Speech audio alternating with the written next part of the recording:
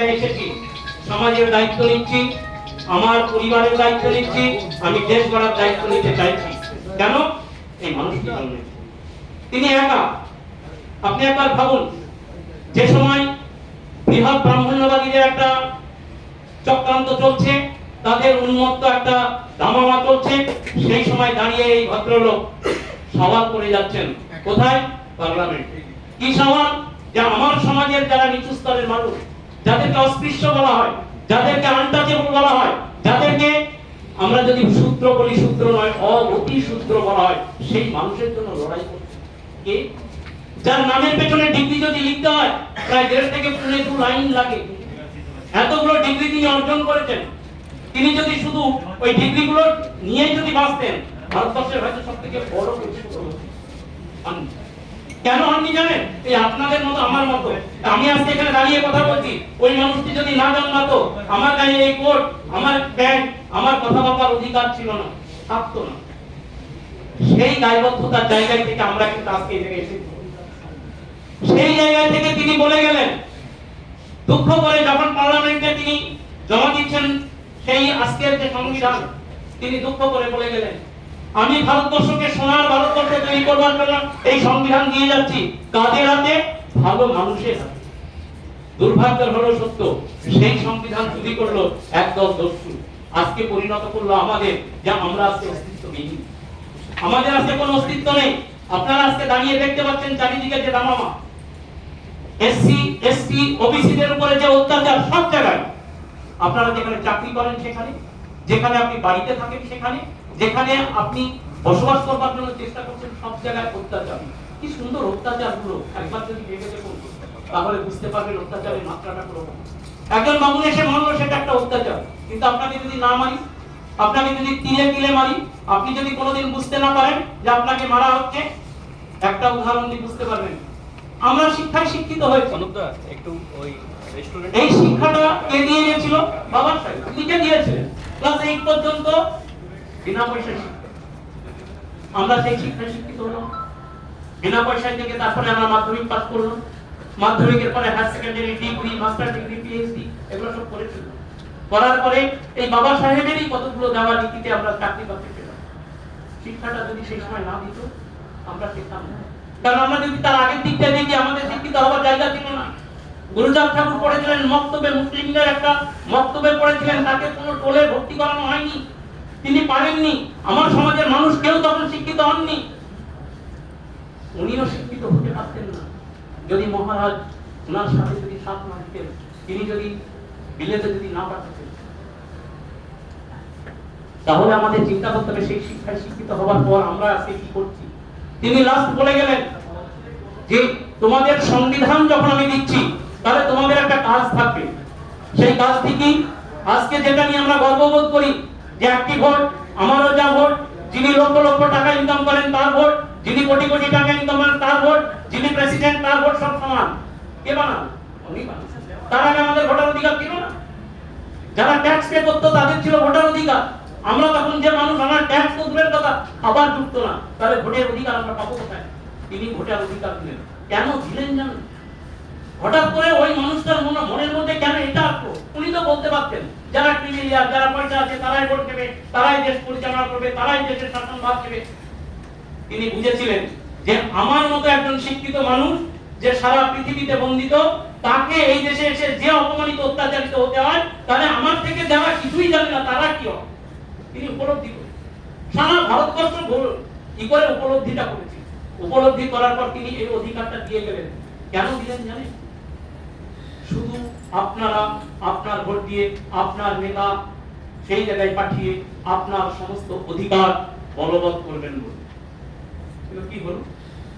ওই যে বললাম, একদল দুশ্মন ওটাকে ছিনিয়ে নিল, নিয়ে নাম দিল, সংবিধানের নাম হয়ে গেছে গণতন্ত্র, ডেমোক্রেসি, ডেমোক্রেসি, ডেমোক্রেসি, চারিদিকে ডেমোক্রেসি। অথচ ডেমোক্রেসির একটাকে আমি বলি মেশিন। সেই মেশিনের মধ্যে ঢুকিয়ে দিয়ে আপনাকে আমি যা ইচ্ছা তাই করতে পারি, কারণ ডেমোক্রেটিক রাইট আমাকে দিয়েছে ভারতবর্ষের জনগণ।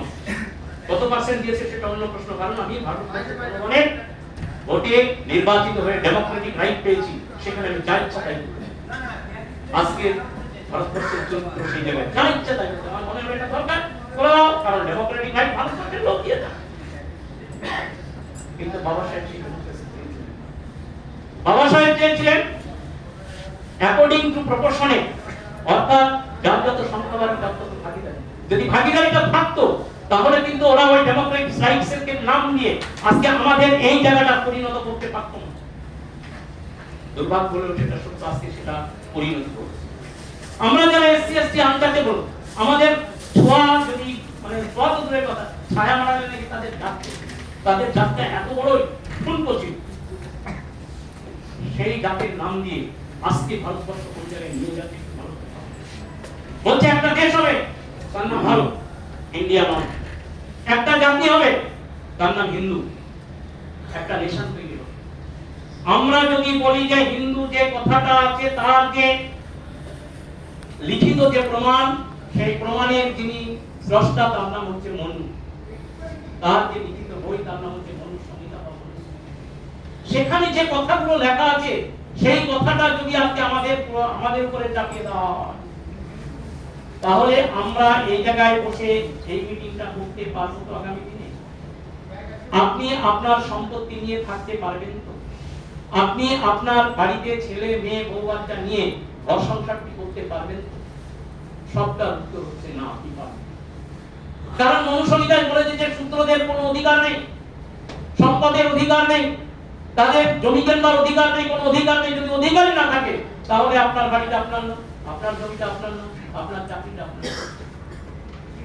আমাদের আজকে অ্যালার্ম শুনতে ওই জায়গায় বাবা সাহেবকে বারবার মনে করতে হচ্ছে ওই একই জায়গায় যে বাবা সাহেব বারবার করে বলে গেছিলেন যে তোমরা শিক্ষিত হও, তারপরে বলেছিলেন সংগঠিত হও, তারপরে বলেছিলেন আন্দোলন করো।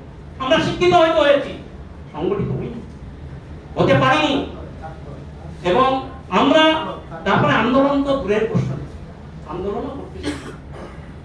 যদি না শিখি তাহলে আমার অধিকার দেবে কে?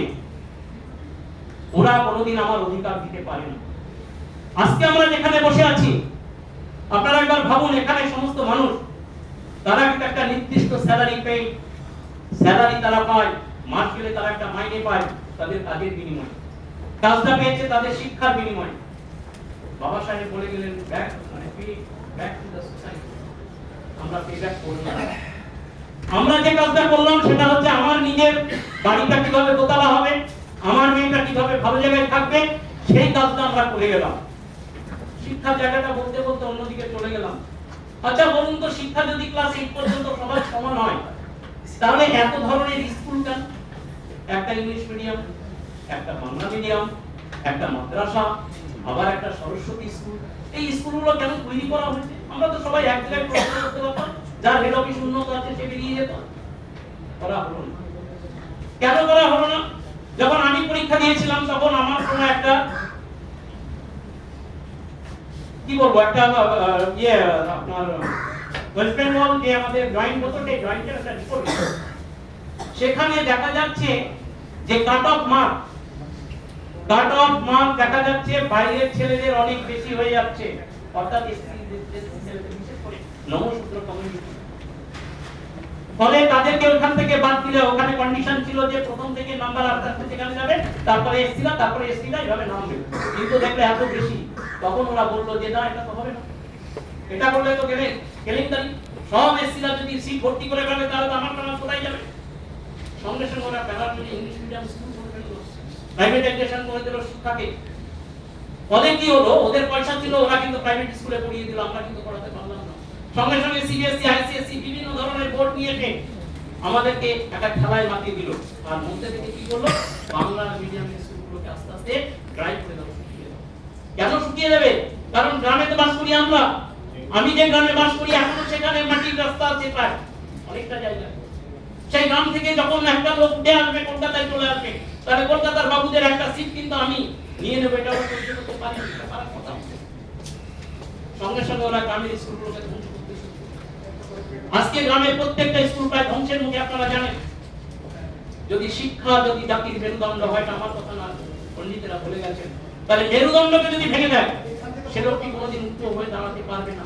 তাহলে এই সমাজ কোনোদিন উচ্চ হয়ে দাঁড়াতে পারবে না। আমরা তো দু চারজন এখানে হিসেবে পড়াতে পারি, কিন্তু তাদের সমাজের কিছু হবে। সমাজকে করতে গেলে সেই গ্রামের মানুষের প্রত্যেকটা জায়গায় যেতে হবে। আর এই যাওয়ার জন্য আপনাদেরকে বাবা সাহেব কিন্তু এই জায়গাটায় খুলেছে, তোমরা ভুলে গেল, ভুলে গেল। তাহলে বাবা সাহেবের এই কাজগুলো যদি আজকে আমরা না করি, তাহলে বাবা সাহেবের প্রতি আমাদের যে চিন্তা ভাবনা, আমাদের যে চেতনা, আমাদের যে ভাবনা, সেগুলো মনে হয় কোথাও নেই। আজকে আমার সমাজের বড় বড় মানুষ জন্মেছেন, তারা দেশটাকে পরিচালনা করবার জন্য করেছেন, কিন্তু তারা পরবর্তীকালে সমাজের ক্ষতি করে দিয়েছেন, তারা শ্রেণীতে মুক্ত হয়েছে। আমি কারো নাম বলতে চাইছি না, নাম বলা উচিত না, কিন্তু তারা তৈরি হয়ে গেছে। আমার সমাজের লোককে দেখিয়ে তারা কিন্তু সমাজ বিক্রি করে, তারা কিন্তু তাদের পয়সা মানে পয়সাটা ঢুকছে। এতে আমার সমাজের ক্ষতি হচ্ছে, গ্রামের মানুষ। আমরা সব সময় বলি গ্রামের মানুষ আন্দোলন করবে, কেন আন্দোলন করবে, কি করে আন্দোলন করবে? তাদের পেটে ভাত নেই। আন্দোলনটা আমাদের মনে বাবাটা একটাই বলেছিলেন, যে শিক্ষিত হওয়ার পরেই বলেছিলেন যে তোমরা সংগঠিত হও। সংগঠিত হওয়ার পরেই বলেছিলেন আন্দোলন করার জন্য, কিন্তু বলেনি যে অশিক্ষিতরা সংগঠিত হোক তারপরে আন্দোলন করো। কিন্তু আমরা বললাম, আজকে আমরা এখানে অনেকে বসে আছি, আপনারা একবার ভাবুন তো, বর্তমান যে পরিস্থিতি চলছে, বিশেষ করে ওয়েস্ট বেঙ্গলে দাঁড়িয়ে আমি যেটা বলছি, আমি একটা নবসূত্র ঘরের কমিউনিটি ঘরের ছেলে এবং মতুয়া সম্প্রদায় বিলং করি। আপনি একবার ভাবুন তো, আজকে এই নাগরিকত্ব নিয়ে কি চলছে। আজকে আমরা ভারতের নাগরিক কিনা এটাই প্রমাণ করবার আমাদের সব থেকে বড় দায় হয়ে দাঁড়িয়েছে। আমরা এখানে বুকে হাত দিয়ে কেউ দাঁড়িয়ে বলতে পারবো না আমি নাগরিক। কেউ যদি নাগরিক কার্ড করেও থাকে, আমি চ্যালেঞ্জ করছি আপনার নাগরিকত্ব কার্ডে আপনি ভুল করে করেছেন এবং আপনি জেল খাটলেও কাটতে পারেন। যে কারণে আমরা যে কার্ডগুলো করেছি, ভোটার কার্ড করেছি, আমরা রেশন কার্ড করেছি, সমস্ত কার্ড এগুলো কিন্তু আজকে প্রমাণিত হচ্ছে না। আজকে এই জায়গাটা আমাদের কাছে সবথেকে মাথা ব্যথা দায় হয়ে গেছে যে ওয়েস্ট বেঙ্গল থেকে আমরা কোথায় দাঁড়াবো। সাধারণ মানুষ যারা ওবিসি মানে এসটি মানুষ আছেন, তারা কি প্রমাণ করতে পারবেন তারা ভারতবর্ষের নাগরিক? আজকে আমরা বলছি মূলনিবাসী পার্টি, মূলনিবাসী ঐক্য, মূলনিবাসী সব, আমরা মূলনিবাসী, আমরা প্রমাণ করতে পারবো না। আমাদের প্রমাণের জায়গা নেই, কারণ প্রমাণ করতে গেলে লাগে কাগজ। সেই কাগজে ওরা যা বলে দিয়েছে তার সাথে আমরা কোনো সময় মিলাতে পারবো না লাগি। ফলে আমাদের কিন্তু সমস্যা আছে। এখানে অনেকেই নাগরিকত্ব সম্বন্ধে অনেক কিছু জানে, কিন্তু তাদের আমি শ্রদ্ধা রেখে বলছি, নাগরিকত্ব যে জায়গাটা রয়েছে তাহলে আমাদের আজকে এখানে সাহেবরা রয়েছেন, সাহেবরা নিশ্চয়ই আপনাদের সাথে কথা বলবেন, আমার পরের যারা বক্তা আছে তারা কথা বলবেন, কিন্তু আমাদের ভাবনাটা যদি পরিষ্কার না হয়, সমাজের উপরে যদি আমাদের কোনো দায় দায়িত্ব না থাকে, তাহলে আমার মনে হয় না যে আজকে আমরা যা বাবা সাহেবের নামে বা আমরা যে কাজটা করতে চাইছি সেই কাজটা খুব সঠিক মূল্যায়ন হচ্ছে, এটা আমি মনে করি। কারণ সঠিক মূল্যায়ন করতে গেলে আপনাকে দায়িত্ব নিতে হবে, এবং সেই দায়িত্বের কথা বারবার বাবা সাহেব বলে গেছেন। বাবা সাহেব হচ্ছে বই ছত্রে বারবার বলে গেছেন যে আপনাকে দায়িত্ব বোধ এবং দায়িত্ব নিতে হবে। সেই দায়িত্বগুলো কি? আপনি যেমন 100 জন ধরেন আপনার পাড়ায় 4 জন চোর আছে, আপনি তার মাঝখানে বসে আছেন, আপনি জীবন ঘুমোতে পারবেন, কারণ আপনার সবটা মাথায় থাকে ওই বেটা চোর নয়, আমার চুরি। আর একজন চোর যদি 4 জন সত্যের মধ্যে মানে সত্যের মধ্যে বসে থাকে, সে কিন্তু চিন্তাই করবে না, কারণ ওরা জানে ওরা সব করবে। তার মানে আপনাকে কিন্তু এই দায়িত্বটা নিতে হবে যে আমাকে পাহারাদার হতে হবে। কোন পাহারাদার? সমাজের পাহারাদার। সমাজের প্রত্যেকটা ছেলেকে পাহারাদার দিতে হবে, যে পাহারার মধ্যে দিয়ে আমরা আজকে যারা চাকরি পেয়েছি সেই চাকরিগুলো করবো। আপনাকে শুধু একটা ইনফরমেশন দিচ্ছি ব্যাংক থেকেই। আপনি বলুন তো, ব্যাংকে আগে আমরা কত এমপ্লয়ি ছিলাম? তার সংখ্যাটা কমতে আজকে যে জায়গায় পার্মানেন্ট এমপ্লয়ি হয়েছে, আর কদিন পর পার্মানেন্ট এমপ্লয়ি থাকবে না, সব ক্যাজুয়াল বা কন্ট্রাক্টুয়াল এমপ্লয়ি। তাকে একটা নির্দিষ্ট দেবো। আচ্ছা, এই কন্ট্রাক্টুয়াল বা যদি ক্যাজুয়াল হয়, তাহলে কি আমরা যে সুযোগ সুবিধাটা পেতাম সেই সুযোগ সুবিধাটা আমরা পাবে? উত্তরটা না। ওরা আমরা যে টাকাটা ইনকাম করি, ওরা কি সেই টাকাটা ইনকাম করে? উত্তরটা না। আপনার ছেলেটাকে যদি আপনি ভালো জায়গায় পড়াতে পারেন, ওই কাজ করে ওর ছেলেটা কি স্বপ্ন দেখতে পারবে ভালো জায়গায়? উত্তরটা না। তার মানে কি? যে এই প্রাইভেটাইজেশনের জন্য প্রাইভেট করে দিয়ে আপনাকে আপনার সমাজকে ধ্বংস করবার দেওয়া একটা মূল পরিকল্পনা ওরা করে নিয়ে এলো। ফলে আজকে চাকরি নেই, আজকে ওয়েস্ট বেঙ্গল গভর্নমেন্টের চাকরি নেই, সারা ভারতবর্ষে চাকরি নেই। চাকরির জন্য ছেলেরা হা হা করে বেড়াচ্ছে, সেখানে 5,000-7,000 টাকা দামের চাকরির জন্য ছেলেরা দৌড়ে চলে যাচ্ছে। কেন যাচ্ছে? কারণ আপনাকে সেই জায়গায় নিয়ে যাচ্ছে যে তুমি 50,000-1 লাখ টাকার মাইনের চাকরি আছে, তোমাকে 5,000-7,000 করে দেবো এবং তোমাকে স্লেভ বানিয়ে রাখবো। এই স্লেভ বানানোর যে উদ্দেশ্য, যে স্লেভ বানানোর যে চিন্তা ভাবনা, সেটা হচ্ছে এই ক্যাজুয়াল বা কোনোভাবে কন্ট্রাকচুয়াল লেবার দিয়ে আমরা কাজটা করি। কাজ কিন্তু বন্ধ নেই, প্রত্যেকটা ব্যাংকের কাজ হচ্ছে, কিন্তু এই ক্যাজুয়াল লেবারের মধ্য দিয়ে হচ্ছে, এই কন্ট্রাকচুয়াল লেবারের মধ্য দিয়ে হচ্ছে। ফলে আমাদের চিন্তা ভাবনা করতে হবে যে আমাদের সন্তানরা যদি সবাই ওই চাকরি যদি কমে যায় আস্তে আস্তে, তাহলে আমার ছেলেটা করবে কি, আমার মেয়েটা করবে কি, আমার সমাজের এতগুলো ইয়াং জেনারেশন করবে কি? আজকে 35% ইয়াং জেনারেশন, আপনি একবার বলুন এরা করবে কি, এরা কি পাবে?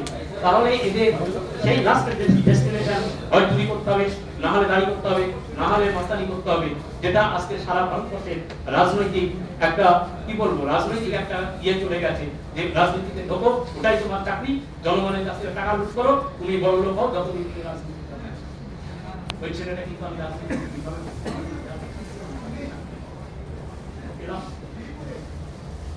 যাই হোক, আমি আর বেশি সময় বক্তব্য রাখবো না। অনেক হয়তো এই অনুষ্ঠানের সম্পর্কিত নয় এরকম বিষয়টি কথা বলে ফেললাম, সেগুলো আপনাদের নিজ মনে ক্ষমা করবেন। আর যদি মনে হয় যে আমার সমাজকে বাঁচানোর জন্য এক জায়গায় হওয়া উচিত, এইরকম ইন্ডিয়ান ব্যাংক যে অ্যাসোসিয়েশন রয়েছে, এরকম অনেকগুলো ব্যাংকের অ্যাসোসিয়েশন রয়েছে, সেই সমস্ত অ্যাসোসিয়েশন দিয়ে আমরা তৈরি করেছিলাম জয়েন্ট মুভমেন্ট ফোরাম, যার প্রেসিডেন্ট মহাশয় এখানে আছেন। সেই জয়েন্ট মুভমেন্ট ফোরাম দিয়ে আমরা বলেছিলাম যে আমাদের যে জায়গায় অন্যায় হবে, আমার সমাজের মানুষের চাকরি বাকরি ক্ষেত্রে যে জায়গায়, সে জায়গায় আমরা আন্দোলন করবো এবং সেই আন্দোলনের মধ্যে দিয়ে আমাদের জিনিসটা আদায় করবো। যাই হোক, সকলকে আমি ধন্যবাদ জানাচ্ছি। আবার আমি বাবা সাহেবের সম্মান জানিয়ে আমার বক্তব্য শেষ করছি। জয় হিন্দ, জয় হিন্দ।